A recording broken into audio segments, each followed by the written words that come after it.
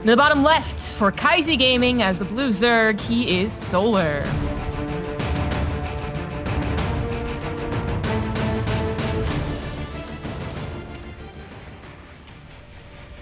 That quick probe was a quick boy going over to block that natural.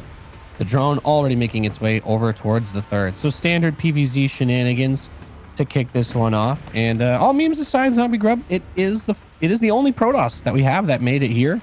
The Terrans basically drop podded into the round of 8. They landed all over. It was a full scale invasion, and so far Cyril was the only Zerg player that, well, he was the first one. He's the only one we've had play yet that made it past the Great Wall of Terrans so far. So we'll have to see which one of these guys, because they're gonna have a Terran opponent next too, regardless of whoever wins this series.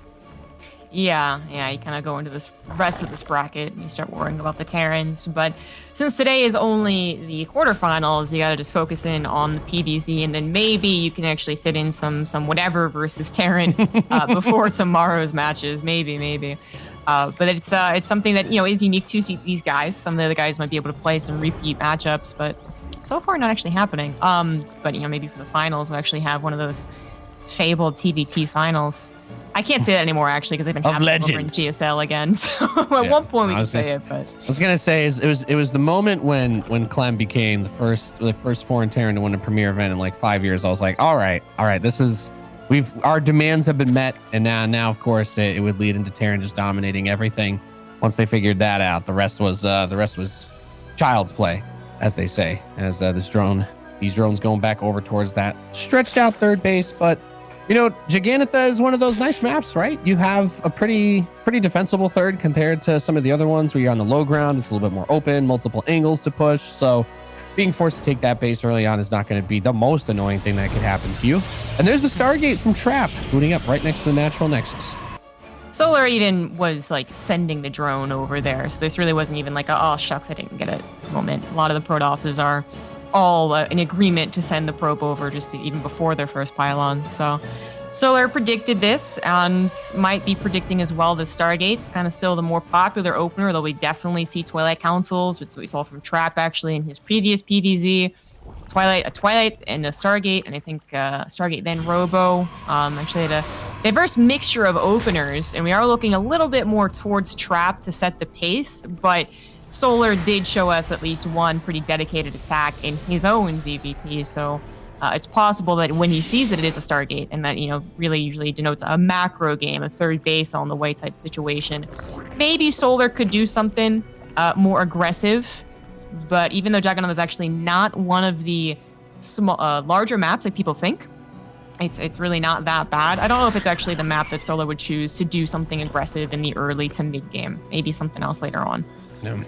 Whenever you look at the mini map, when the map's pool changes or whatever, and you get to see it, and you're like, oh, this one looks really long, just going vertically, and you get that feeling that it's like this ginormous, massive map. But sometimes it can be a little bit deceiving because it's maybe not that wide, but that path does feel pretty long. 2 Adepts go inside of the main base, and I think we get 2 drones for 2 Adepts. Not the highest value. The Oracle comes in to try and get a scoop and score on that, but picks up nothing for it. So 2 drones killed and a little bit of hull damage on the Oracle. Trap fumbling the ball a little bit at the start of this one. Yeah, he definitely messed up the Oracle control, which, is very understandable for most other players. But for Trap, I think he usually gets maybe 2 or even 3 drones if he can actually successfully glide it while it has the pulsar beam activated. So as it is, he does get to return home, I suppose, with a decent amount of energy left over, but not in time to save the units. The pylon will go down, and these units are also going to be in trouble. Actually, Trap maybe just misguessing how fast the Oracle will return home, loses the Stalker as well. Well, I mean, there's our comment about it being a long map, right? Losing the pylon and a Stalker, it doesn't seem like the greatest, biggest thing to ever happen, but we have more Void Rays being added on top of this. There is a little bit of cause for concern with that. If another big round of units comes over to try and deny that third base, you have way less there. But without having that pylon next to the Nexus, you can't put down the shield battery preemptively either, right? So you lose a little bit of that juice to keep whatever is there alive. So these lings come in, grab a couple of probes. Void Rays, not really known for their dominance of Zerglings. They can't attack back, sure, but they can't really chase them. And if there's too many of them, then that just always becomes a problem. So that Oracle thing we were talking about at the beginning of this game already having a little bit of an impact as the Adepts by the third base going to throw the shade out. Doesn't look like we've had more than a single drone killed, maybe. There's the second one.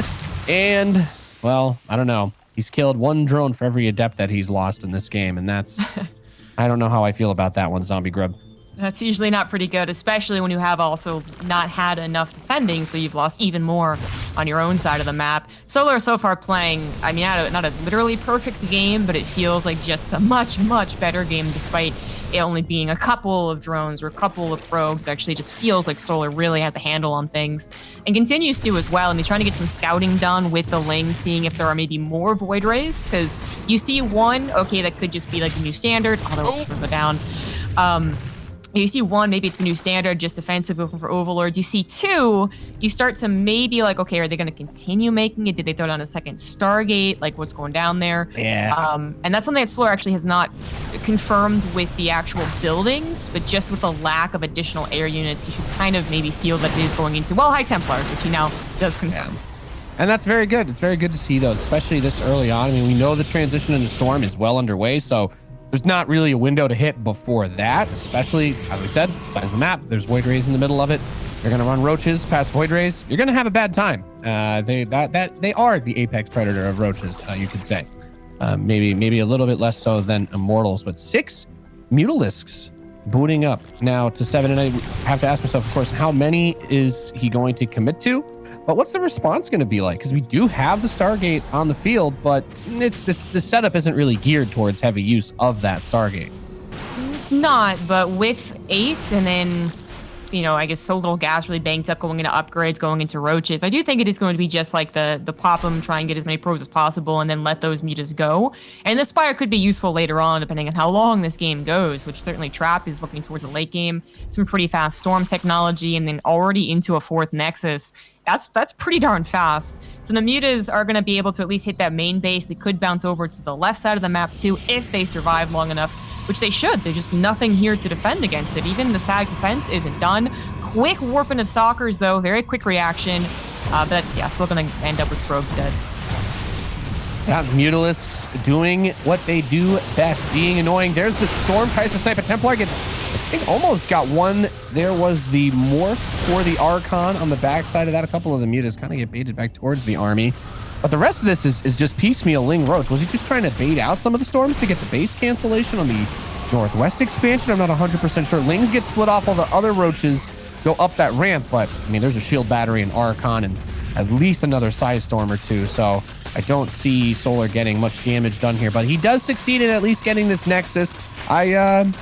Yeah, I guess maybe it was a bait play. He was hoping that Trap would try to come down the ramp and move away from the shield battery, which definitely would have opened things up for a big surround and make that Storm a little less useful.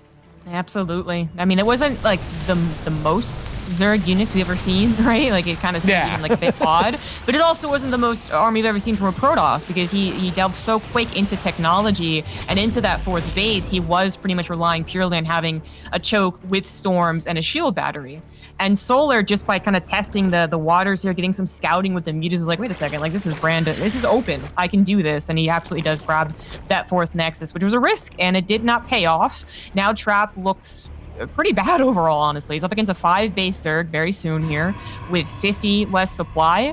And I mean, he's trying to reestablish a 4th, and we might just see that happen. But Solar, I mean, the reason Trap's allowed to do that is that Solar is not investing into a follow-up all in a bunch of Roaches, potentially giving away his lead. He's going into all of this amazing technology, even going into double Lurker again, which might be on purpose. Yeah, a little bit questionable there, but it could be used. Hey, those 2 upgrades are so important. Honestly, I can't blame him for it, right? Like, you know, I don't know how much experience you have with like Silent Hill, but like when those Lurker upgrades come in and the Vipers start coming out and you've got 10 of them, that fog, it is hard to see, Zombie Grub. It is hard to move around with the power that you can have if the Zerg player is able to get up to that number of Lurkers so easily. But as you're saying, that 4th base now went really well. And this army is not the most mobile. It frankly speaking, you're relying on the storms to deal with large amounts of units. The immortal count was only just recently getting buffed up, but it's not like we've got a giant wall of zealots that are going to tank for this, right? Like there's a concern with either banelings or I guess the lurkers against those, but it's not super meaty in general. And he's just going straight up to the fleet bacon. So that means we are going to end up seeing that high-end tier 3 tag, maybe even just a mothership early on to give a bit of that coverage against the lurkers, try to zone out an overseer or two, maybe make a push on those. But it's not going to get any easier because like you were saying, this harass has just hardly paid off for Trap at all in this game with the adepts that he threw away at the start. But now this push is going to come together and it's going to have adaptive talons and seismic spines, the double lurker den. Not the worst play.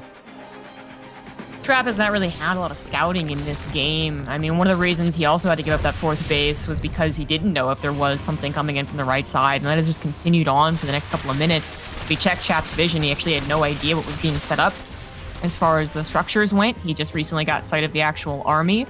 Doesn't even know there's a hive, but I think he knows that there is going to be. And he's just working off of, I guess, the anticipated pacing of PVZ, but that doesn't mean that he's in a good spot just because he kind of anticipated it, just because he has a good immortal count. He's already found himself defending on his side of the map, which is a bit unideal against those lurkers with both of their upgrades done. This is going to be a tough hold. Good snipe on the observer. A couple hydralisks get stormed out for it though, but yeah, that's exactly what I was thinking. Is I don't feel like as a Protoss player you're expecting it to hit quite like this at this speed. Like sure, you can have fast lurkers, but fast lurkers with both hive tech upgrades, well, then you're starting to play a little bit of a different game, you know.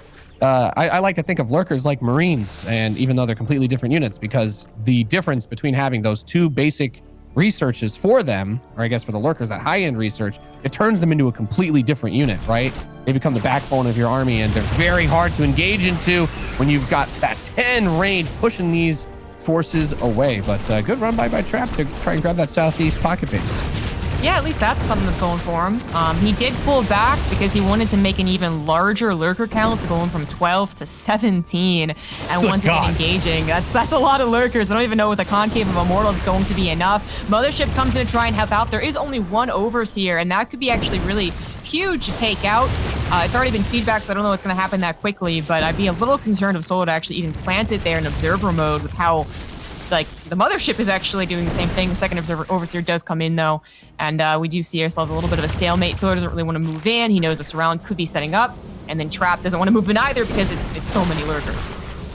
Yeah, some of these lurkers are starting to get their hit points worn away at a little bit, but at some point Trap is going to have to try and dive on top of this, and now is that moment. There are a pretty tremendous number of immortals with this army zombie grub in a perfect arc around the lurkers pushing down the ramp, and Trap is going to say sayonara Solar as he only has a single lurker left in this game. This is a big opportunity for him to try and chase this army down back across the map, but 37 Hydralisks are coming out behind it, and just Immortals could end up having a bit of trouble there if there's not any more storms left over. There are not, but then again, I don't know what I'm trying to say here, Jess. There's 11 freaking Immortals under that mothership. That's goddamn terrifying.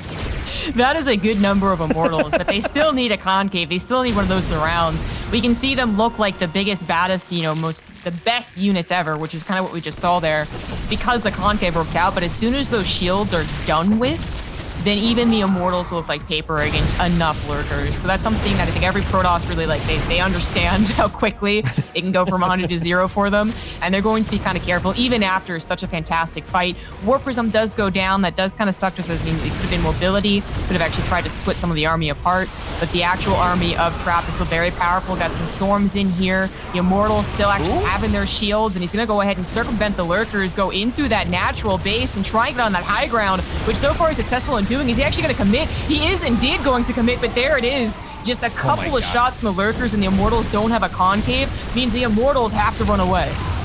Yeah, and as they run away, Zombie Grub, they continue to bunch up, but he's going to come down the ramp a little bit where those immortals are a little more spread. Some of the lurkers get picked off there, but I was wondering, behind this, what Trap would try to do with the time that he would gain from making this push, as it's going to recall the mothership itself with some of that army and defend this east side expo, but it's carriers. We have 2 carriers in production.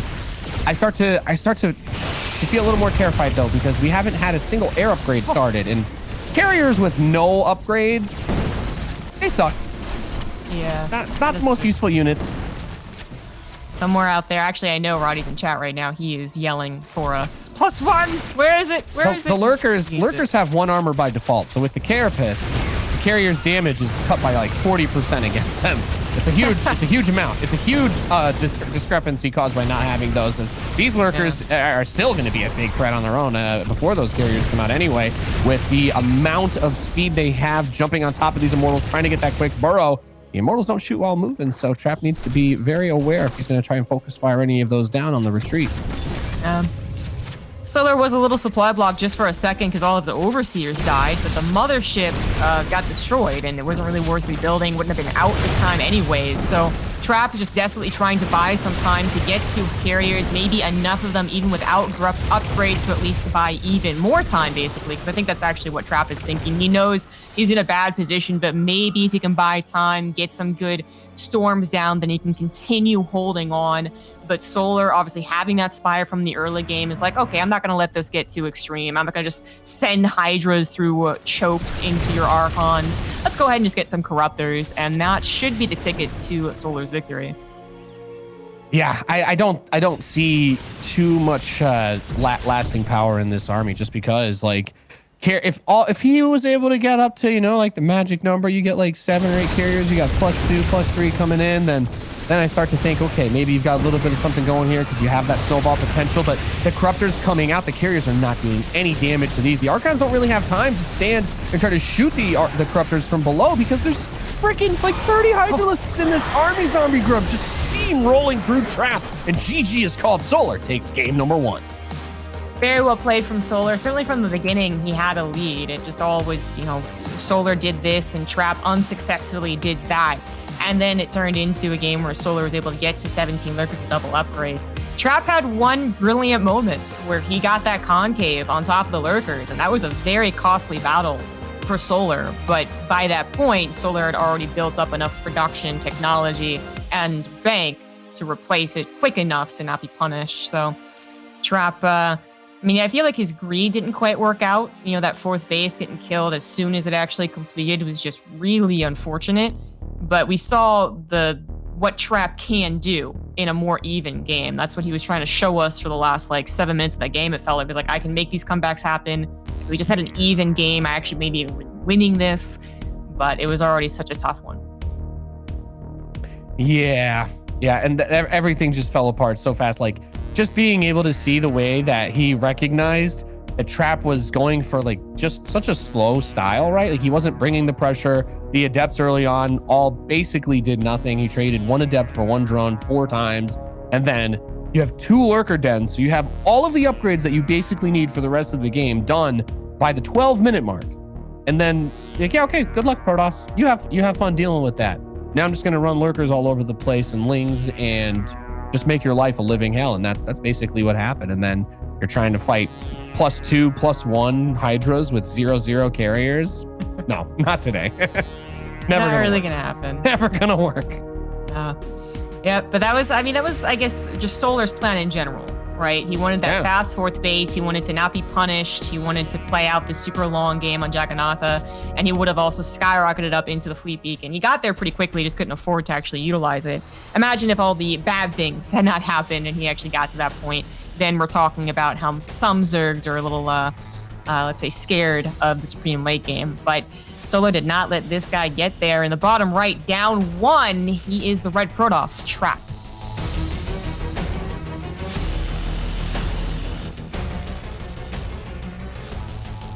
And his opponent in the northwest position, the blue Zerg player, he is Solar.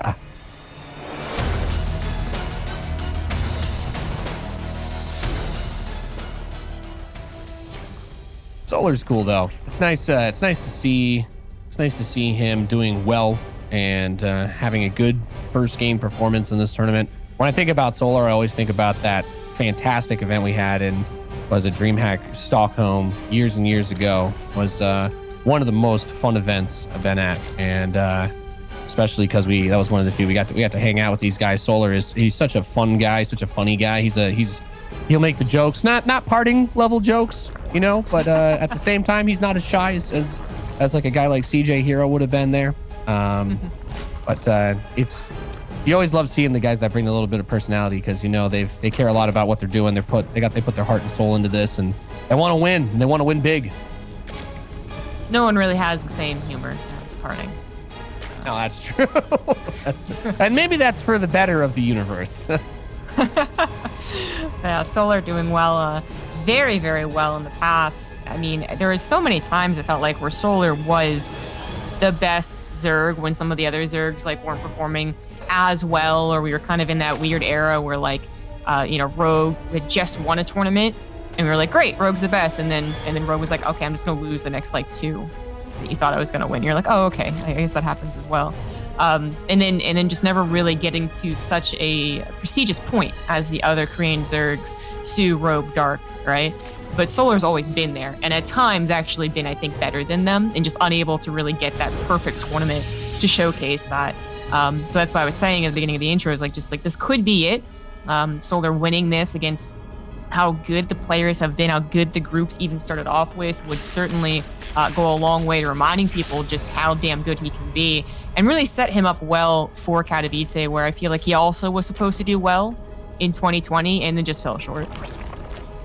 Yeah, it's funny when we talk about players, because I love that you bring that up too, because it's like, well, Rogue and Cyril are known for being gods, and Raynor known for being gods. Then you have guys like Ragnarok that are known for not being gods, but beating good players, like on a good day, right? Like they'll randomly beat anybody. And then you have Solar, who doesn't really get the same level of attention because not considered a god, but also not bad enough of a player that we are like surprised when he wins, right? He's it's just kind of like, yes, he is one of those very good, very solid players who occasionally makes a good deep run, but doesn't usually dominate everything. However, like that tournament that we were just talking about, it's not like Solar's gone his whole life without getting a couple of championships here and there. He's been one of the, one of the better Zerg players to watch over your lifetime as a StarCraft 2 fan. Yeah, for a long time, he's been pretty darn good, man. Starting back when he was on Samsung Con in the Galaxy. The ancient texts. Yeah, exactly, yeah. We do have Trap going for Resident Glaze build. Not too surprising on a small map like Submarine. Only slightly shorter than Juggernaut, believe it or not, but just a very different terrain indeed. And I think that Trap also getting how many gateways here? So that's 6. Am I counting correctly? Oh, with yeah. Structures in the building. Rev up those fires. His Resonating Glaives is almost done. Dang. All right. So we, obviously 4 is kind of what we expect. Some people even try like a cheeky 3 into a faster technology. We've seen people add on a 5th. And then now, of course, we are all the way up into 6. So very dedicated. And this is I'm guessing it's hoping to take care of Solar's kind of infamously Ling heavy response to this. Because if the Lings are supposed to surround just well enough, have just enough to take down, let's say 12 adepts, and suddenly there's 16 faster, well, that's a big, big problem. And that's what Trap might be looking for. He does find the queens, so don't entangle that with the Warp Prism. And actually doesn't really threaten any shades, but this is just the tip of the iceberg, man. Like, there's going to be so many adepts very soon. Yeah, and these flood builds are really heavily predicated on, yes, you may be scrambling to get the roach count up and whatnot, but if you screw up your control for a second, if these adepts are able to get to a position where they can hit the drone line for even half of a second before your roaches are able to get up there, something like this, honestly, if he's able to get at least a couple of more of those workers while taking out the queens and denying the injects, then things can really start to snowball, because that's going to cut into the production of not only the roaches, but if enough of the drones die, even if the roaches are able to clean this up eventually, you can still do, crippling levels of economic damage to the Zerg opponent. And that's what we've got split now. The adepts shading from the main to the natural, while the prisms hitting the third. It's constant action all over the place here from Trap, but Solar has kept his economy largely intact. Very good response. A lot because he's actually able to scout that it was actually going to be 6 gateways. So he didn't just try and cut corners and only get a certain amount of roaches with a lot of flings. He didn't say, I don't need those spine crawlers. He did get everything to protect himself well. And despite Trap's best efforts to either overwhelm or multitask better than his opponent, Solar has been doing a fantastic job. He's got creep connecting. He's only lost a couple of drones and a queen. So this is definitely not what Trap is looking for. And now Trap has to, I think actually like for the past 30, 45 seconds, Trap's been thinking about what he does beyond this. He knows that it wasn't quite the start that would have led into the momentum builder, the victory. So think we're not even, I don't even know if he's going to continue Adept shading. Actually, this might be a fake. It was mostly just 2 Adepts picked up by the Warp Prism. And then I guess he does like a follow-up Immortal Adept attack. Might be his plan here. Yeah, it makes sense, right? When you think about it, the primary defense for the Adepts in this situation is the Roach. And what better unit to kill Roaches than Immortals? But, you know, going into this situation with just 1 robotics facility, it seems dumb that I'm going to say this, but like sometimes when people go double robo, when they're going to like double down and just go mega all in off the back of this type of build, I like to see it. He is going to try and get the 3rd is my guess, since it's a single robotics facility here. So he's like dial things back, slow it down a little bit. But well, Solar is still making army units. So that's my big concern, because this Overlord should see that 3rd go down too. I think that's actually kind of what's happening right now. Like, Trap didn't add on a gas. He didn't get more workers. So that's why I'm like, no, he's 2-basing it, right? Like, that's got to be the plan. But then he also might just be like, oh, wait, Solar's going to kill me. Because that's actually what Solar did in, what was it, yesterday or a couple days ago, his EVP. But Trap is now full on committing to the 2-base all-in. Nothing to guard that natural. He's going to be forced to recall but a handful of, a lot of Adepts actually, which means that front army is a little bit vulnerable too. Maybe not vulnerable enough. Maybe that's actually a perfect recall. Lots of Adepts still left over, taking on those Lings, but the Immortals, they don't want to be taking on the Lings. They're going to be targeting down those Roaches, not really able to do so. Forced to retreat. That Warp Prism dangerously close to the Corrosive Biles. He's forced to cancel and move it, which he does. He saves it for now. But does that put him in a good position? I don't think so. He lost 11 probes. He lost his army. I was going to say, if he's able to juggle 3 Immortals and kill this whole army on the way back to his base, to be the greatest David Blaine show ever recorded, but that is not what's going to happen. Prism readjusts to the south side of the edge of creep, and I always like little moves like this, at least being able to grab the tumors, but it's not meant to be a little move, Zombie Grub. He wants to push it to the limit. And there is a hefty amount of Zerg to punch through to get by that, and that's a lot of Ravagers. That's a lot of Ravagers. A little awkwardly on the front lines, the Roaches aren't really contributing, but there you go, pushes forward. A concave of a depth doesn't actually sound that impressive when they're up against mostly Roach Ravager. That move command, though. That move command was a little awkward, though. I think Solar took a couple more hits than he needed to on his way into the engagement here. 2 of the Immortals are still alive, continuing to warp into depths. One of the Immortals getting very low, will get picked up at the last second. Good control out of Trap so far, and suddenly he's trying to turn this into a game that he can salvage. He's only got 27 probes to 41 drones, so he kind of has to make it happen now. And with the Adepts gone, is it too late? That was surprisingly close. I think even Solar was like, wait a second, like, okay, maybe I need to pull the drones here, but that just temporary pull on the drones still puts him in a fantastic worker lead. This is not one of those odd situations where maybe this could, like, you know, continue into a macro game. Not at all. It is just Trap. Can you win? Can the Force Field help out enough? I sincerely doubt it. It just doesn't seem like it's, you know, pushing a couple of Roaches could work on this right side, I suppose, if he's got enough Force Fields to do it. I'm not even sure he does, especially with Corrosive Biles raining down from above. But Trap's gonna try. It's his last chance to get anything done in this game, and he's gonna micro his heart out. But if he loses this, he'd be on his last life. Yeah, I mean, with 27 workers, he has only just now started to trickle in a little bit of probe production, but it feels a little more hopeful, a wistful hope than anything else, honestly, as that firepower to punch through everything and meat shield for the Immortals to get the damage done really isn't there. And now it's back to double probe production. So Trap does not want to tap out of this one just yet. He's going to start the Robo Bay. I think that's a phenomenal choice. Probably need to go into Disruptors, right? Just like, I honestly don't know what else is going to come back you into this game. Going into Colossi might not have enough time to get a good number of them out. Yeah, I'm with you on the Disruptor call, especially because Trap has been, you know, pretty good at them before. I wouldn't blame the Colossus either, like a really attempting to slowly build up to a decent army against what is still, you know, like a hatchery-based army for Solar. But yeah, Disruptors have the higher risk, higher reward. Unfortunately, this game still doesn't look very pretty for Trap as his third base is blocked out by Overlord Creep Spread. I guess he wasn't really thinking he could take it anytime soon anyways. Yeah, that's what I was thinking, right? Is this just he doesn't have time for the conservative option in this game.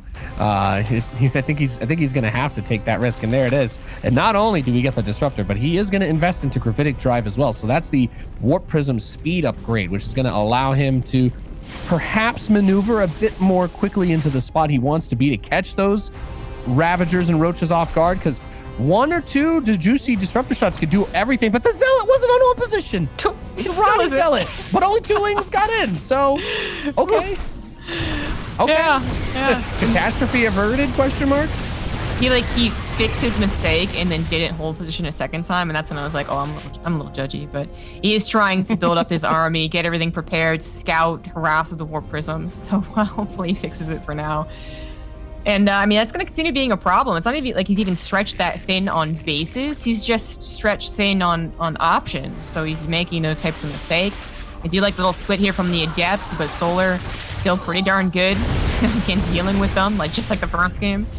Yeah, he desperately needs that third base, but does he actually want it anymore? Do you think? Five stalkers. Did he scout the spire? I guess he's gonna force the issue soon, based on this. If he's not gonna take the Nexus.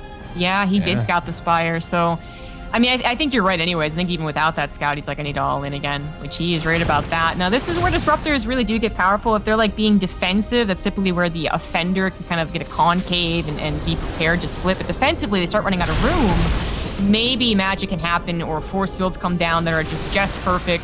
We'll see. Trap has made magic happen before, and the army supply really isn't that bad for Protoss versus Zerg, but here comes Solar in with a bunch of lings, something that's actually Trap is not too fantastic at dealing with. He's forced to retreat away, trying to slap down force field just to buy some time. He loses 2 of his disruptors. The third one could go down as well, barely saved for now, but that is also going to fall. 4th disruptor from the right side, looking for a good shot, gets an okay one, but the rest of Trap's army just isn't good enough. Yeah, seems to be having a little difficulty keeping up with Solar here. That warp prism was kind of idling during the fight rather than being brought over to the army to help juggle those immortals and keep them in action. So we're now down to just 2 of them with all of the disruptors cleaned up. So when your army is just a couple of stalkers at this point, maybe you were worried about the Spire, but Solar, he did put all of his money into building this ground army to hold this off. There aren't any mutas coming, but it doesn't matter. Solar is up 2-0. GG. I think it's time for Trap here. 2 of his risky takes have not worked out. He tried a very fast 4th base, fast technology, and then he tried a 6-gate Adept, which Solar was able to scout with enough time to kind of change how he approaches it. So just fantastic best of 5 so far from Solar. We're going to go to a break, guys, and when we come back, we'll see if the last Protoss on Ire can actually hold.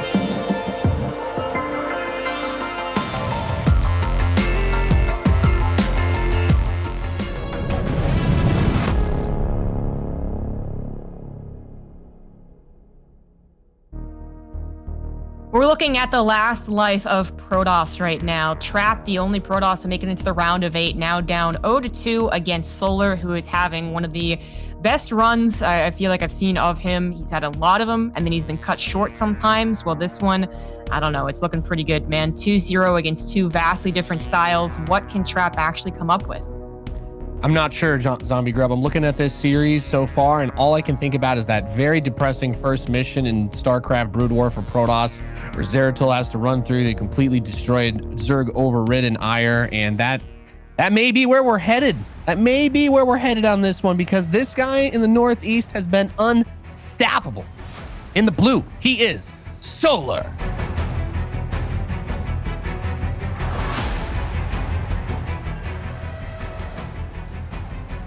In the bottom left, we have the Protoss, who's won the last 5 series against the Zerg, but may not be able to do it here today. He is Trap.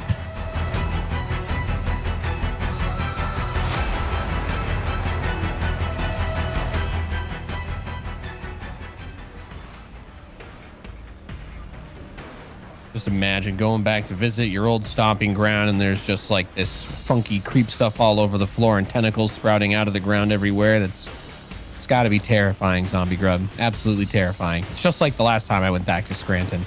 Completely abandoned, depressing place to go. Amazing. The old switcheroo there. Yeah. Actually, where I was born, I suppose, isn't really that pretty anymore either. Occasionally, we go by it on our way to the Renaissance Fair when we actually, could go places. I'm always like, man, I'm really glad we moved. It's just not a good place. I have heard and seen so many dope things come from those, and I have yet to go to a Renaissance Fair. But oh man, that is very high up on my list. It's very high up on my list. Yeah. I mean, it's where you just let yourself do the cliche things, right? Like if you're gonna, dig into the pumpkin spice of the winter, you're gonna dig in. You're gonna wear Uggs. Oh yeah. And dye your hair blonde, and you're gonna buy a bunch of pumpkin spice, just like Renaissance fairs. All right, you're gonna dress up. You're gonna buy something there to dress up in a really dumb way. You're gonna eat turkey legs and fried ice cream, and have a big old stein, right? At all times. Very important. Yeah. Drunkenly dance to the 1500s music they got going on. Hell Perfect. Yeah. That's what really is life about other than dancing to old times music merrily with company. Nothing. The answer is nothing. As we finally get to see one of those great maps where the Zerg player can take their natural without too much trouble. Of course, he also was able to do that on Submarine. So Stargate opening again from Trap. Nothing surprising here. Stargate's it's just going to be forever the Swiss Army knife opening of Protoss, because you can kind of do everything and you can kind of deal with everything with it. It's not the strongest thing in the world always, but it's almost never a bad move, it feels like. Yeah, I would say it's never a bad move. Yeah, it is the standard, so you don't want to do it every single game, but it has so many different ways of branching out that it is actually pretty scary, especially even in the recent 6 months. We had people actually really bring in the Void Ray, not just as a lull. They buffed it, let's meme with it, but actually use it to create some new builds, like these Void Rays in the mid games coming forward to cancel fourth bases, or just to scare the Zerg and be like, well, I could add a second Stargate now and go into that mass air pretty quickly, which we might have seen on a Romana side, though we haven't seen that yet. We might not get to see that, but I think this game Trap, he may just try and play that middle of the road, nice and safe style, because the other two options have not worked out for him. He could also really try and mix it up with a quick follow-up past the Stargate, only the Oracle and into some other technology. Actually going to invest into the Void Ray. Okay, well, I never hate the safety Void Ray. When you make more than one, you better have a damn good reason for it, though. I remember when Katz and I were casting Group A back a couple days ago. And we were having some nice reminiscing about when that Void Ray patch first dropped. And everyone's like, all right, guys, that's it. We've got Flux Veins is back, baby. Void Rays are faster. Void Rays are cheaper. They build faster. This is it. This is our time. And then we watched a lot of people lose some very painful games that went an hour plus, where they have 15 Void Rays and 5 carriers and a mothership, and they're like, I don't really want to fight, because Void Rays, they find out Void Rays actually just aren't that good in head-to-head engagements, but they do have some really good niche uses And they can be a good shepherd for late game air army, but typically Archons and Storm are going to be better at zoning other things away. This could be what Trap did in the first game. I mean, it wasn't really that bad of a game for him until he kind of just, I mean, he didn't scout the mutants, right? So that led to him using storms that would have maybe helped protect his fourth base. And then he didn't really know the attack was on the way. So if he had mental preparation, he could have, I think he actually could have defended it. But there was a lot of him just keeping so far back and so much not scouting and not any of his pressure working either that it was just like, oh, okay, this is how it goes. I guess if he kind of used that and is like, you know what, maybe if I just, my Oracle doesn't die, maybe it's a better scouting, maybe my depths actually do some damage, although not in this game, I can make something work, which, I mean, already it's kind of a better game just because the depths haven't tried to hit. The Oracle did get some damage just on its lonesome with it surviving as well. And, you know, we could see that as an option. I wouldn't mind it for Trap, but we're kind of paying attention for that option with the gases on the third and his speed into Storm. So if he doesn't get the gases, we could see him actually maybe hit a faster attack with just Charge Archon to try and get a little bit of like a feint, you know, like you don't do the Muta thing. But yeah, the gases are being added on. Yeah, so you're spot on, by the way. This does look like the Gigantha build out of almost both of them in a weird way, right? Because we're still getting that road speed with the Spire behind it, albeit at a bit of a different pace. So more like the second game setup out of Solar and the first game setup out of Trap. But I don't mind going back to whatever he thinks his strongest strategy is going to be, even if he's kind of already tried it, because it's do or die time now. There's the second Stargate. Are we going to get a fleet beacon with that? Or is this some other sort of... Is this like I'm worried about the Spire maybe just in case I need more Phoenix? Yeah. I barely saw it, so... So he thinks that something's going to come out of it then, right? He's investing a lot to be safe against that. Yeah, and that's where I'm a little bit worried. And then it gets... Did he just cancel it? Is that, yeah, that literally... Did. Oh my... Solid, big brain. Lost players around the world triggered. Oh, I can feel it. I feel that. That's... Oh man, if Trap starts like double chronoing Phoenix when this Stargate finishes, I'm gonna cry. It's gonna happen. Yep, there it is. All right. I mean, okay, turns out I'm not that good at making myself cry on command, but that's still pretty sad. Swarm hosts are coming out now. I don't know. Hey, maybe the Phoenix get useful again if there's a bunch of swarm hosts. Who knows? I don't know. Yeah, funnily enough, could be. I guess maybe it's congratulations. You played yourself potentially on the board. Still. Nah, I mean, I don't think Solar's really that scared of double pumped Phoenix if he is going to scout them, cancel the Spire, then actually go into Swarm Host. So that's true. Good point. Yeah. It's he may have thought about that. But for Trap, I mean, he can still use these Phoenix, not necessarily to like lift up Swarm Hosts or even really help against the Locust, right? There's not that many of them to help, but he can definitely use them as scouters, try and, you know, get some warning as to where they are going to go. And hell, I mean, maybe they could actually try and help out against the Locusts themselves. But now that he's seen the Swarm Host, I mean, Trap has really been trying to play this game in response to Solar, and he's been just barely able to do it, just barely getting those scouts. So he's not really gone into much of Phoenix. He does have triple Robo, but he's actually going into Robotics Bay as well. He's on top of the army before it just appears and suddenly has Locust in his natural. This is maybe the best chance that Trap has with the circumstances as they are. There's the first pop of Locust. The Voiders actually should not be tangling with the Queens. Try and help out maybe on the right side more so, or maybe they don't need help. A couple force fields actually doing very well against the Roach Ravager. And in the natural, what is going to be targeted? It looks like the shield battery is going to go down. That is a nasty loss, but it could have been a lot worse. Yeah, Templar Archives going away is never going to be fun. That's, I mean, I feel like I've seen so many Archons die to endless Locust waves, and I'm like, this usually is not like what ends up doing it, but because the Queens are here, and you still have the Ravager Biles if a Phoenix stops to lift one up, there's a little bit too much, I think, to try and punch this with the Air Force. So Immortals do grab one of the Swarm Hosts on the right side. There are two Disruptors. These guys could be absolutely huge if those, if the Ravagers try to push their way up the ramp. He's going to use the Disruptors to clear out the Locust. I don't hate that, but it's not a, you know, you've traded units for spawn units so far. Yeah, the Disruptor's actually not even being controlled particularly well. Run into the middle of the Zerg army. One somehow surviving so far. Might get a second shot. Voiders on top of the Roaches where they should be, actually prismatically overcharged as well, are doing fantastic. And the remnants of the Protoss army might be just enough without the Locust helping, or maybe just barely not. Those Locusts, that's actually the timer that Trap has to worry about, but so far, so good. Pushes Solar back. You know what, Zombie Girl, what you mentioned, though, if on the tail end of this, reinforcements show up for Solar, but guess what? Like you just said, the Disruptors literally walked into the Zerg army. 2 of them just died for nothing. The Void Ray, one of the Void Rays got killed by Corrosive Bile. These are the types of things that you're supposed to be able to avoid with that control, with that micro, but losing those units makes holding this next wave off that much more difficult. Great Disruptor shots on the Roach Ravager, but the Locusts get on top of the Protoss army, and it is continuing to push through towards that third base, overcharge on the shield battery to try and help bolster the defenses, and it looks like it's working, Zombie Grub. Oh, that was so scary. Oh. You saw Trap was like, I could take care of these Locusts, right? I was like, no, you're killing your entire army. Very good move to send him back over to the left. And I think even Solar was not prepared to split against it. So some Disruptor shots really coming in key. And you can also see just how quickly these things can move. I know there's been a couple of other games from other Zergs where the Swarm Host Roach just wins. And Twitch chat about it, right? So you can see how quickly he can turn around.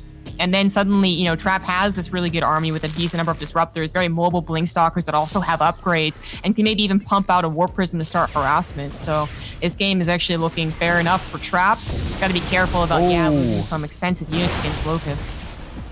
Yeah, that's the thing, right? Is at the end of the day, if the Swarm Hosts themselves are never killed, then they can generate theoretically an infinite amount of value by continuing to use those Locusts and push those waves forward. So if you're Trap, you need to either do something that's going to force the Swarm Host to be brought home, right? Or you have to force an engagement where you can get on top of them, because the Swarm Hosts are going to be happiest when you just play this little, when you're playing tappy toes in the middle of the map.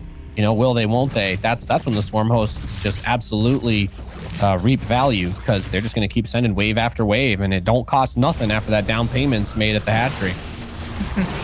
Disruptor is still very scary, even with Baneling speed done, but there's the concave that Solar wants to negate the splash damage he's looking for, but a good Disruptor shot on the Baneling to take care of a lot of them. A couple of Disruptors did die just inevitably on the right side, but a couple of Colossus now actually really helping to anchor this army, do well without that high-risk unit like the Disruptor. Unfortunately, they will lose that fourth base. It then finds the Swarm Host, and the Queen's alone without safeguarding, and they're going to at least go a couple of them as an aggressive blink forward. 3, 4, 5, most of them will fall. That is an absolutely fantastic grab for Trap, and when he comes up here, he's also going to run into all of these morphing Banelings. Being able to grab any of this without it being able to help the real army is massive. There's still the 2 Disruptors, 1 Fires. Doesn't do too much. I think he might die to that 1 Ling. Tragically, yes, he does. But hey, Trap has really made a game of this so far. If he can get away from this and try to reestablish himself, now that the Swarm Host count has been reduced, that really opens up things defensively speaking. There's not as much pressure on the clock to do something, because, well, when there's only like 5 or so Swarm Hosts left, they're not making that infinite value quite as fast. No, in fact, it's when at that point actually where you're starting to wonder if the supply is worth to keep the 5 Swarm Hosts. So maybe even think about sacrificing them. I think, speaking of sacrifice, the Disruptors are getting some good hits, but the blink back leaves the Colossus vulnerable. Always a very risky part of this style of play. Solar, though, not able to capitalize, doesn't grab the Colossus. Now a Warp Prism reinforcing. Disruptors actually think just being rallied out to continue the push. Trap trying to use this high ground to his best ability, and the Disruptors he does have trying to find those perfect shots. That one's going to get a fairly good one. I think it's really the 3 Colossus, though, that are standing out strong here. Yeah, and guess what? That supply is starting to tilt heavily in favor of our Protoss player, as Trap does not want the Protoss race to be eliminated from this last chance tournament just yet. And he gets on the board. GG is called, and we have ourselves a heck of a match here, Zombie Grub. Very happy. I was at a coughing fit, so hey, you take it.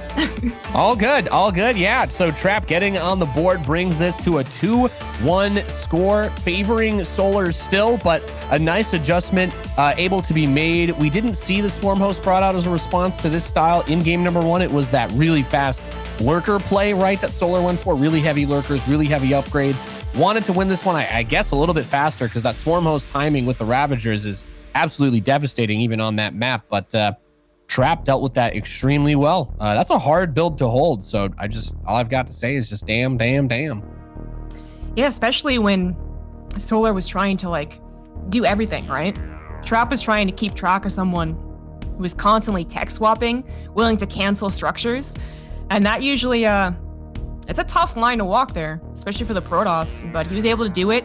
Second Stargate ends up being unnecessary, but doesn't commit fully into it, so he can go into the Robos. He gets a good enough scout on the Swarm host that he can actually change over into some disruptors and end up really helping. I mean, this is why Trap continues to be one of the only Protosses in the later rounds of tournaments. He can actually handle those very tricky games. Yeah, and that's the real heart of a champion right there, because those are the situations that are super stressful, especially when everything's on the line. You're on the brink of elimination. You're down 0-2, and your opponent's like, I'm going for the slam dunk strategy to end this game. I'm going to bring a really tough timing. I'm going to bring one of those builds that, like you were saying, Twitch chat hates it every time someone comes in and makes that really fast Swarm host wave, that Locust wave, kills the Nexus to the whole army. Then the Ravagers walk up and mop up everything else. And people get heated over that. And Trap somehow defies everything, almost Palpatine style reversal on that game, as we are loaded in to Romanticide in the southeast position. Still leading 2-1 now is our blue Zerg player. He is Solar.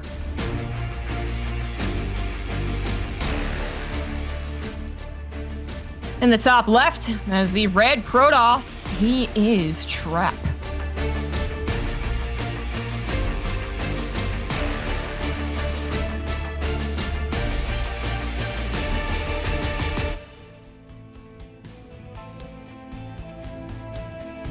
Oof. Apparently just too hype of a game, man. Yeah. My body couldn't take it. Hey, sometimes it'd be like that. Sometimes it'd be like that, though. I was going into that last game terrified that the prediction for Trap to win would end with him getting 3-0. And so at the very least, we've gotten this to a more competitive position. But Solar has looked really good this game. However, that, like I said, that's Trap's moment where you're trying to bring the hammer down on him and he catches it in his hand and he starts to push you back and you're like, okay, he's actually going to put up a fight now. This is where things get interesting. He's not just going to drop out like that and leave the lonely Protoss players out there with no hope for the rest of this tournament. He's going to keep fighting and doing his best to make things happen. So the probe going out after the cybernetics score, no early hatchery block in this game, keeps things relatively smooth for Solar. They used to say, okay, I've got my one base, got my third base, and now the game of drones begins. Yeah, it wasn't just a very scary build in general that the Zergs have been using. It's also just the map for it. So it really was like the full might of Solar trying to crush down on Trap after already like almost mentally defeating him the first two games. And Trap able to actually bring it back. So, of course, Solar, on his side of things, before we just start hyping Trap up too much, as he's actually not the one winning, Solar went for the build that has made the most sense on Oxide. It's very, very good. It doesn't work, but it's actually not even necessarily where we have been praising Solar in the past. We've been praising actually his pretty solid play and decision making. Yeah. Well, the whole thing with that map is that between the natural and the third area, right? It's like that valley of death. Whenever units try to go between that space to try and help one of the other bases out, like it's so hard not to get caught. And it's also the most obvious bile target, right, for the Ravagers too. So absolutely can't blame Solar for doing, probably one of, if not the best builds that you can specifically do for a map on that one. But hey, look at this. Void Ray first out of the Stargate from Trap. So not going for the quick drone harassing Oracle. Not going for the quick scouting Phoenix and I guess potential future mild harass with that as well. Wants to have the Overlord denial pretty early, but this is one of those, when they go Void Ray first, I do start to get a little bit excited at the possibility of them going for more than one if they've got something that they've built around it or designed around it. But it'll probably just be an Oracle. Yep, and that's what it is. I mean, Trap, he started off this way the last time we played Romanticide, and it did end up going into like the mass void rays. But I think it's always a concern of the Zergs that is a possibility. These Adepts doing a bit of a better job than the first game. So already 2 drones dead. He's able to save both of them just barely, so another drone will die, and that means maybe a second one as well. Actually, barely not, but still 4 for 2 is more what you want there. Certainly better than the 1 for 1 on the Adept to drone ratio out of the first map, right? And that was one where he was still able to get some semblance of a decent army up. But I feel like Romanticide gives some really interesting mid-late games. Like the positioning on this map, it doesn't feel like the biggest one to me, but you still have so many different pathways that you can take around that center area, those weird high grounds, the way they interact with the mineral walls and all that jazz. Like, it just makes games on this map really fun to watch. I think this has been one of my favorite maps to see since it was added into the pool, just for that reason alone, because there's so many adjustments that need to be made and things to be paid attention to. But speaking of interesting things, second Stargate very early, and we got more Void Rays coming. All right, so he is going to maybe change it up a little bit. And you don't really go into just seriously mass Void Ray, triple Stargate immediately, nothing else on the ground. At this level, I suppose, anyways. So we are going to have the inclusion of the Twilight Council in the Forge, but definitely insistence on the air. And Trap perhaps trying to look more so towards that later game, like, we wanted to do on Jaganatha. Again, the second pair of Adepts getting more than the first game. So I'm feeling the comeback potential. I'm feeling the Game 5 potential at the very least. But this game really has yet to start. Solar just trying to mitigate the damage. And then macro up, not going to be doing any mid-game attacks, try and punish this. And doesn't actually know about it quite yet either. He started Burrow for a second, which I thought was really interesting. The lair just finished, but yeah, Burrow started, and then he canceled it. And I'm like, there's no way we're going to see like speed burrowed roaches against, like, he's just being chased by speed zealots and speed void rays all over the place. And those games always get a little bit out of hand. As the Spire does start up now for Solar, so wants to commit more in this direction. Roach speed is on the way as well. And no early infestation pet or anything like that, but I think he's going to realize soon that Void Rays are still on the menu. Although he's not actually building any out of those 2 Stargates, by the way, anymore. He just stopped at 4. That's a bit surprising. I actually would have expected maybe still at least 6 if all he was going for was like a quick cancel on the 4th hatch, but... No, moves forward with 4 faster even. He would have with 6, and unfortunately because of that maybe, doesn't actually find the 4th base to get the quick cancel. Is going back into building Void Rays though, but underneath the presence of an Overseer, so real or... it's actually very real. Charge, Storm, Void Ray. And the thing is, like, even with the Spire though, like, we talk about how Mutalisks can be an answer to Void Rays in weird ways, but at this point, in this type of situation, you would need a pretty decent number of mutas to overpower these Void Rays. Like, when you're getting up to like 6, it's like, no, you're not actually going to beat them if you only have like six mutas versus 6 Void Rays, right? Like, you're going to need to really commit to something. And it's 7 Corruptors, which is okay. Okay, let's see what happens. That's when your first tech unit you're building in a game of StarCraft 2 is Corruptors. I hate against a guy who's already got 6 Void Rays and is researching +1 attack. I am very interested to see where this is going. I mean, that's the thing though, isn't it? Like, you do eventually want to get to a massive number of Corruptors, so the fact that you're doing it faster can sometimes, kind of work against you. Corruptors are not exactly cheap. And 75, 73 drones now that Solar's on are actually mining completely yet, with the 4th base only just finishing. But I think, I'm going to trust Solar and believe that he thinks he can get it done. Thinks that is going to be the much better response to a potential attack as well, which is actually what Trap is doing. It's an army that would be very quickly surrounded by, for instance, Ling Baneling Hydra, and then you'd be really concerned. But it can control areas very well with how it's set up. So now that Trap has seen the Corruptor, he's going to kind of wisely pull back to shield batteries, back to an Archon. And I guess Solar might actually be trying to hit like just a big 1-1 attack with that 1-1 being missile and air attack. Yeah, this is such... Like, he came over threatened with the Corruptors. Prismatic Alignment gets turned on, pulls Corruptors away, and then Prismatic Alignment gets turned off. And that is not an ability that you just toggle whenever you want, Zombie Grub. The Void Rays can only do it for a limited amount of time. every so often. And if you weirdly enough are able to create a window just by like kind of toying with your opponent, those Void Rays lose like the majority almost of their damage output if they don't have prismatic alignment versus armored units, right? So armored units being in this situation corruptors and roaches, which are going to be very important for him to kill. Gets a corruptor grab on the outside early on, not bad, but you need that prismatic alignment if you're going to have a head-to-head fight against this army. I think he was really just trying to catch corruptors not being microed correctly, which I definitely don't mind. But he's forced to pull back. He's got a lot of stacked defense, but Solar's going to have a pretty wide arc. That is also a lot of Void Rays. We're talking about 11 Void Rays against 15 Corruptors with prismatic alignment. That's actually not so bad. Does get tipped a little bit by the Corrosive Bile and actually targets down the Queens first and foremost, as the Corruptors are trying to dodge out of the Storms, dodge out of the Archon, but here they come in now. Actually, it's not going to be worth investing perhaps. Another Storm landing in the heart of the Roach army. So far, it looks good for Trap. Yeah, really well held so far. Another Ravager's going to get added to this, but we've got Flux Veins on the way. It's going to make those Void Rays a lot more mobile, a lot more microable as they continue to try and chase these Corruptors. Now, keep in mind, once the Void Rays actually start to shoot, they can follow and attack while moving a little bit behind these units, and their range actually goes up. This is one of the cool things about Void Rays when you can engage like this onto an opponent.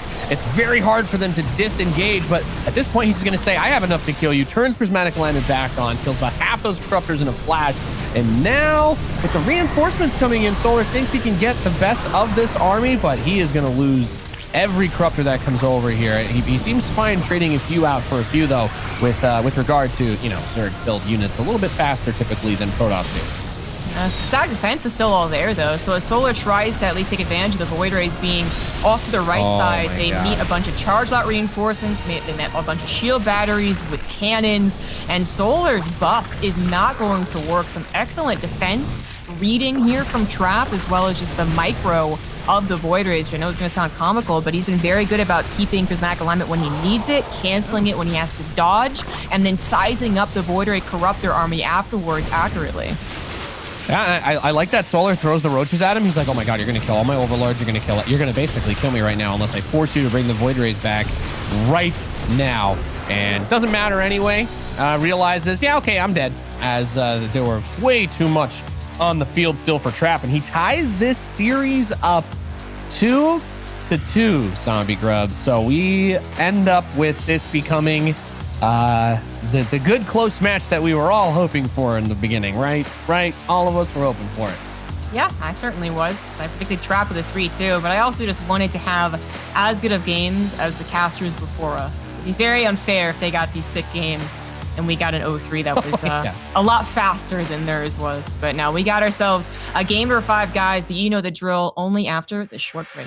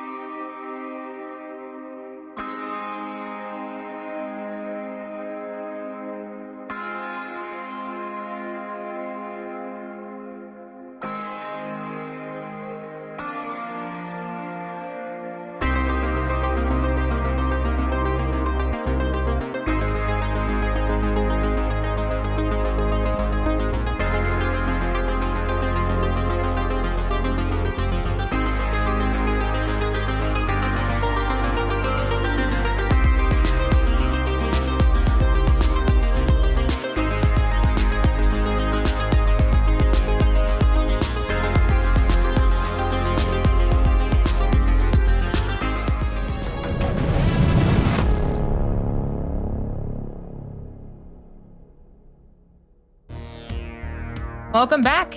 It is indeed game number 5 of Trap versus Solar. So no 3-0s, no fall of ire quite yet anyways. But Solar has one more chance to actually finally get this guy out of the round of 8. Welcome back, everyone. It's been a pretty cool series, and I think we're both glad that it's become a close series. Yeah, I was so sad after game 2. I'm like, God, please don't tell me that the only Protoss who's left is gonna go down without getting a punch in and all the, you know, I just wasn't ready for that. Okay, I wasn't ready for us to go back to the standard StarCraft tournament format where it's just Zergs and Terrans in the top 4. At least not yet, Zombie Grub, but we are yet to see how this one will unfold, as it is time for the final map of our 3rd quarterfinal. In the southwest position, we have the blue Zerg player. Started up 2-0, but now it's all tied. He is Solar.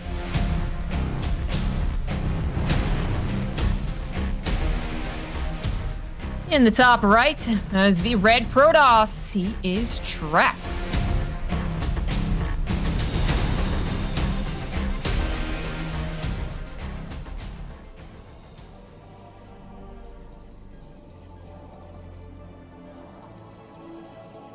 All right. I thought that Afrika Freaks were actually still using their old logo.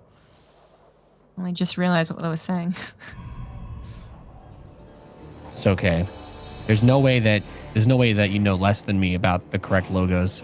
I'm always terrified because way too many, especially like the Korean players these days, are like bouncing between different groups and clans and all that. And I'm just like, sometimes I see a player and it's like their clan tag doesn't actually even match what the logo is. And I'm like, is it a bug? Did they just change teams? Is it like set from something else? I don't know. So yeah, no, you're good. You're good, Zombie Grub. I find it to be difficult to keep track of sometimes, but that's also just my small Terran brain. It can only do so much. Oh, exactly. Yes. All I know how to do is hold down the A key, make marine. That's it. That's all I got. It's really all you need, though. It is a pretty good unit to have. It's all I've needed for 10 years, man. Yeah, unlike these guys with, you know, having to build Ravagers and charge lots. Very difficult units. Watching someone play high-level Zerg is like watching an episode of the Great British Bake Off or whatever, where it's like, you've got 4,000 things to do on this cake, otherwise you suck. There's just like, you have to spread the creep while injecting and moving your overlords around, and also not accidentally building too many workers. And then it's like 2 seconds later, you're like, oh my God, it burned in the oven and that's it. And then Prue's laughing at you and telling you to get the hell out of the tent. And you're like, man, our life is over. It's the saddest thing that's ever happened to me. But these guys typically avoid making that mistake. At the very least, it's the cake is edible and still tasty, even if it's not the prettiest. One of the things that I didn't really appreciate until you really play that style is these Roach Ravager Queen attacks that we've been seeing from Solar. I mean, the fact that the creep tumor, or the Queen takes priority on the command card, has made me just never corrosive bile in my life, basically. Like, I'll just be box clicking all the units and like, oh man, why is it so hard to just slap down these corrosive biles? Because I'm really bad and Queens take priority.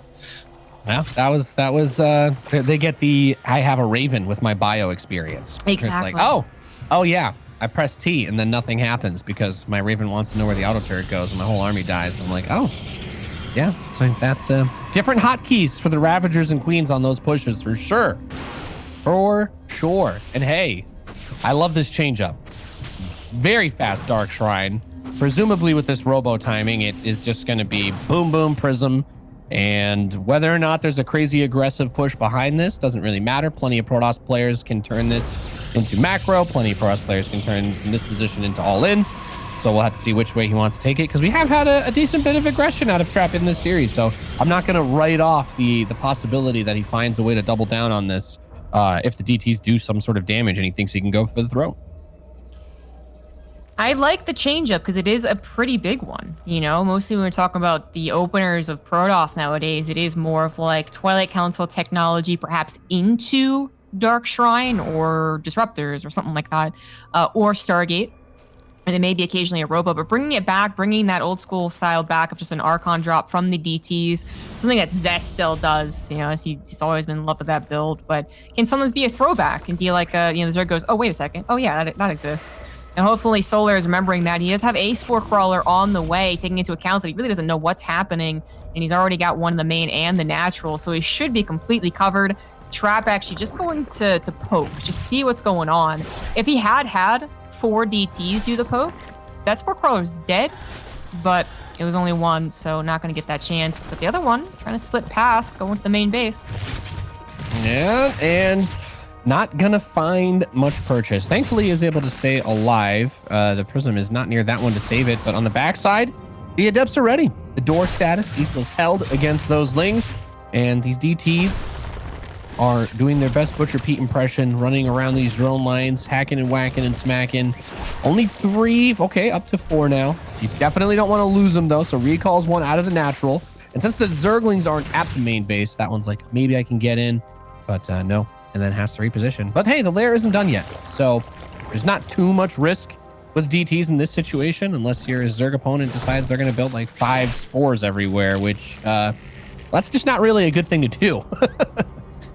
Yeah, and that's you start risking at some point over defending. You build 7 bunkers against an all-in, it's still gonna hurt. Now, if you're playing against Roddy, then it's like, okay, yeah, DTs and like Phoenix, build 10 spores. But... yeah, exactly.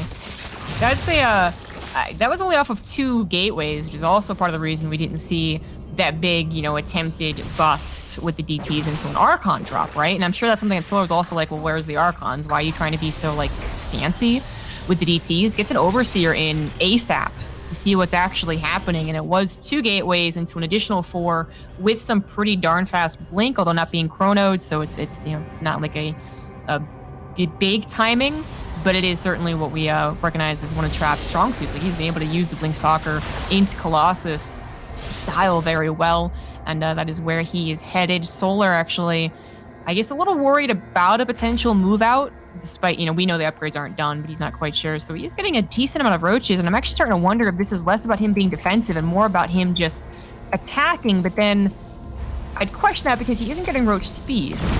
So it'd be a very hatchery-based attack. Yeah, that's probably the biggest question mark, right? Because we've had multiple games now, right, where this the lair gets done reasonably early, but the investment isn't really there to throw just into the roach speed yet. But maybe that's because he wants to attack without the risk of DTs defending. Is that perhaps it? Just wants to be able to bring the pressure with an Overseer and not leave it up to chance as to whether or not Trap can build a bunch of Dark Templar. And his Ling drop, also very cute, by the way. Doesn't find anything, but I love the idea. I mean, it kind of distracts, the army now having to go through its own natural choke as the army comes forward, but not quite enough of a timing. Quite enough. It's got a concave. Hallucination's going to see all these units prepared and Trap. I mean, now that he knows about it, he's going to slap down some stacked defense. His army's not bad with the force fields, however. It does get pounced upon, and suddenly it turns very bad. Those force fields supposed to hold on for a little while longer. Trap making perhaps a huge mistake, but not taking that seriously. An overcharged battery does get taken down. The Immortals now being microed with more stalker reinforcements. Appears like it is going to hold. But man, that was scary when the force fields were broken down. Yeah, that gets absolutely terrifying now. A couple of the Immortals are still alive. Shield batteries, a few of them remain at this third base. More Warpins continuing to come in. Probes being pulled off the line a bit as well, but you just need to keep the Immortals alive. Dropped to the 2, back by the 3rd, and picked up that 3rd one. So with 3 Immortals and Blink Stalkers against this, I definitely see a path to victory in terms of getting the defense up and then going for a big counterattack. Because right now, if you're Solar, you haven't been able to drone up at any point, and you've killed a lot of the meat of Trap's army, but the anchor is still in place. There are still 4 Immortals on the map, the 4th one just now finishing. And with Blink, there's a lot that you can do. Maybe Trap realizes that Solar kind of has to attack him again, because that is what he's going to do. He could have tried to drone up and play defense if he thought that Trap might be a little too defensive here. But I think as long as Trap keeps building units, he should be okay, right? Like, this is a lot, but it's not. I don't think it's too much worse of a matchup than it was the first fight. I mean, now he sees it.